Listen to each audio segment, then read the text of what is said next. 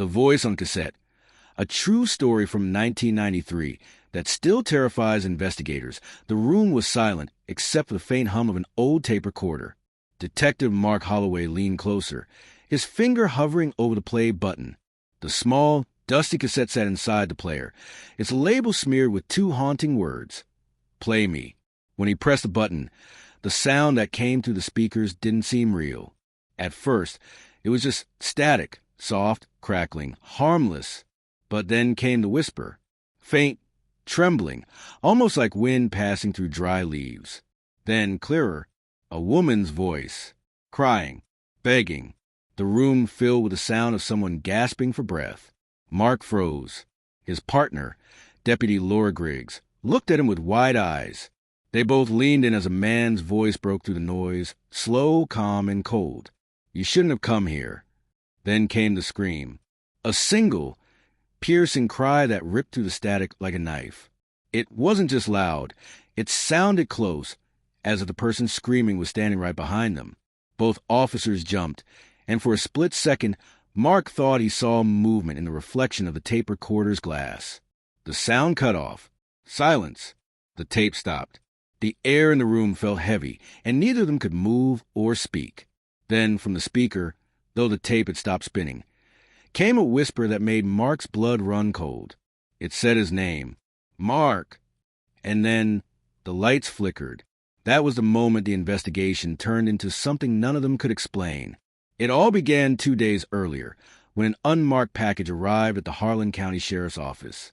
It had no return address, just the department's name scribbled on the top in black ink. Inside was a cassette tape, a small note that simply read, "This belongs to you now."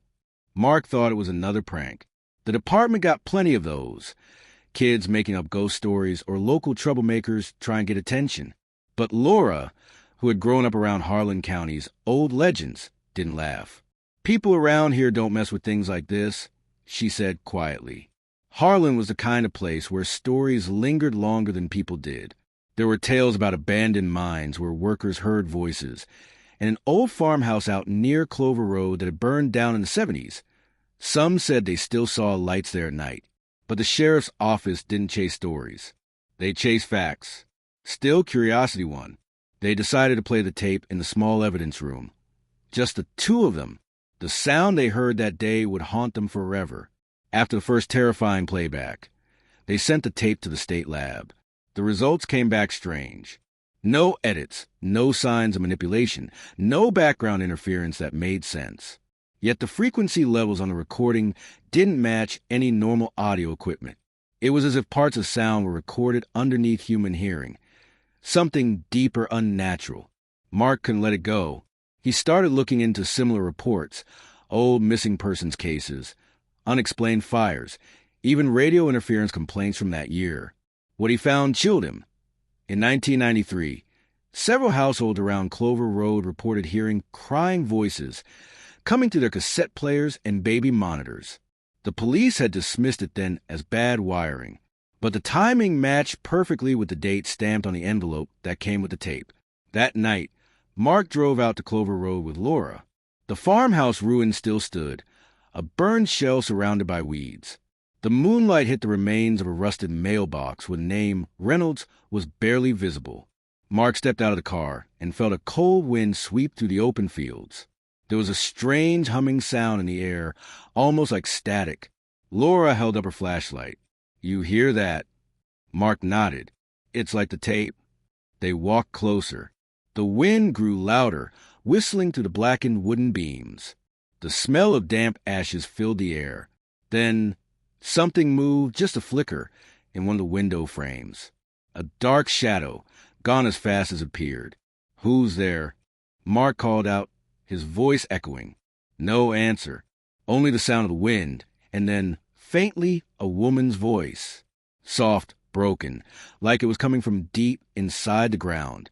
"Help me?" Laura grabbed his arm. "That was a voice, Mark. You heard that, right?" Before he could reply, the sound of footsteps came from behind them. They turned, nothing, just open field. Yet the crunching sound of someone walking through the dry grass continued, circling them. Mark aimed his flashlight at the sound. The beam caught something half buried near the porch, a small, blackened object sticking out of the dirt. He knelt down and brushed it off. It was another cassette tape. No label, just the same smudged handwriting. "Play me." Laura backed away. No, we're not touching that." But Mark, his hand shaking, picked it up anyway. "We have to. What if this is connected?" Suddenly, a loud crack echoed through the air, a sharp, splitting sound like someone stepping on old wood. The front porch sagged, and something heavy fell inside the house. Both officers ran toward the car. But just as Mark turned the key, a faint voice whispered from the back seat. "You found me." The headlights flickered, the engine died, and every radio in the car turned on by itself, all playing the same sound. Static, followed by a low male voice saying, "You shouldn't have come here." Mark looked at Laura. She was frozen, staring at the dashboard. The tape he just picked up was glowing faintly in his hand, as if it were alive. Outside in the tall grass, dozens of tiny lights began to appear, flickering like fireflies. But they weren't fireflies. They were the reflections of eyes, watching, moving closer. The sound of the cassette grew louder, warping, twisting. The same woman's scream echoed again, this time not from the speaker, but from the woods. Mark dropped the tape. Laura shouted his name. But before he could move, a figure stepped out of the dark, half in shadow, half in the beam of the car's flickering lights. It was a man, pale and still, holding something in his hand. Another cassette, and in a low, calm voice he said, "Play it." Mark's breath froze in his chest. The pale man's voice sounded almost mechanical, like someone speaking through layers of static. Laura fumbled for her flashlight, her hands trembling so hard that the beam shook across the man's face. But when the light finally hit him, he was gone. There was no sound now, no wind, no insects. Even the trees around the burnt farmhouse seemed frozen in place, like time itself had stopped. The cassette Mark dropped earlier lay half buried in the grass, still glowing faintly from within, as if something inside it was alive. Laura whispered, "Mark, we need to leave. Now." He nodded, turned the key, and this time the engine roared to life. The headlights flared bright again, washing over the field, and that's when they saw it. Dozens of blackened wooden crosses sticking out of the ground in front of the farmhouse, half hidden by tall weeds. Some had broken tape ribbons tied around them, fluttering in the wind. Laura gasped. "Were those here before?" "No," Mark muttered. "They weren't." As they sped away, the radio flickered between stations, each one playing fragments of voices, some crying, some whispering words they couldn't understand. When they finally reached the county road, everything went quiet again. The air felt normal, as if nothing had happened. But the silence in the car was heavier than before. Back at the station, they placed both tapes, the original one and the one they found at the farmhouse, in evidence bags. The sheriff, a heavy-set man named Bill Watkins, laughed when they told him the story. "Haunted tapes? You two have been watching too many late-night shows," he said. But when Mark insisted he listen for himself, the sheriff rolled his eyes and sat down. He pressed play. The first sound that filled the room wasn't static this time. It was a heartbeat, slow, steady pulsing. Then came a woman's voice again, only now it was clearer. "Help me. They're still here." The sound grew louder, layered with whispers repeating the same line over and over. "They're still here." Sheriff Watkins frowned. "This some kind of joke?" Then the voice changed. It wasn't the woman anymore. It was a man's voice, calm and deep. "Bill Watkins, you shouldn't have come here." The sheriff froze. His eyes widened. That said my name." Mark nodded slowly. "It said mine, too." Before anyone could react, the lights in the evidence room flickered again. The heartbeat from the tape grew faster, louder, until it filled the room like a drum. The radio on the desk turned on by itself, playing the same words in perfect sync with the cassette. "You shouldn't have come here." Laura screamed and yanked the tape out player. The sound cut off instantly, and the lights went dead. When they flickered back on, the sheriff's chair was empty. He was gone. The door was still locked from the inside. His badge lay on the floor. The only thing left of him was a faint smell of smoke, and the tape still warm to the touch. For a long time, none of them spoke. Then Mark whispered, "It knows who we are." Over the next few days, strange things began happening around the department. Officers reported hearing voices on their phones when no one was there. The dispatch radio sometimes turned itself on in the middle of the night, playing static mixed with crying sounds. One morning, Laura found the words "Play Me" written in dust on her car windshield. They tried to destroy the tapes. Mark took both of them to the incinerator behind the station, threw them into the flames, and watched them burn to ash.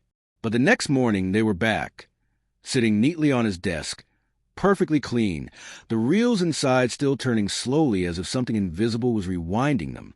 Mark's hands shook as he wrapped the tapes in cloth and locked them in the department's archive vault, labeling them case #93-184. "No one plays these again," he said. "Ever." That night he couldn't sleep.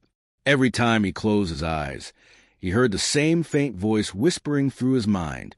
Sometimes it was the woman, sometimes the man, sometimes it was both. He dreamed of the farmhouse, of the burned walls and the glowing eyes in the field. He dreamed of a figure standing at the window, holding a cassette player. Each time he tried to move closer, the figure turned around, and it was Sheriff Watkins, his eyes black like the burned wood of the house. Mark woke up drenched in sweat. The red digits on the clock read 3:33 a.m. His house was silent, except for one faint sound coming from the living room. Click. It was the sound of a tape recorder starting to play.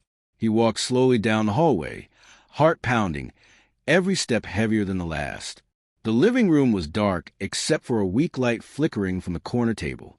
The tape recorder was there, the same one from the evidence room. He knew he had locked it away. Mark's throat tightened. The reels were spinning, but no sound came out. He took one step closer, then another, and then the tape stopped. He stood still, not breathing. The silence in the room stretched so long it felt like the air was holding its breath too. Then, softly, from behind him came the faint whisper of the same voice he'd heard on the tape. "Mark, it's your turn now." He spun around, but there was no one there. Suddenly, the phone rang. The old rotary phone on his table lit up, its bell sharp and jarring in the quiet. Mark hesitated, then picked it up, at first only static. Then the same woman's voice. "You can't stop it." "What do you want?" Mark whispered. The voice changed. It deepened, distorted, like two voices speaking together. "Play the second tape." Then the line went dead. Mark looked around the room. The second tape, the one they'd found at the farmhouse, was sitting on his couch. He hadn't brought it home. He picked it up slowly. The handwriting was darker now, like it had been freshly written. "Play me." His hands trembled as he reached for the recorder. The moment his finger touched the play button, the lights in the house dimmed. The windows shook. The air grew cold. And as the tape began to spin, the faint whispering started again. Hundreds of voices overlapping, crying, calling his name. Then one voice rose above them all. The same calm, steady voice that had haunted him since the first night. "You shouldn't have come here." Then came the sound of footsteps behind him. Slow, heavy, getting closer. Mark turned toward the hallway and saw the pale man again. Only this time, the man was smiling.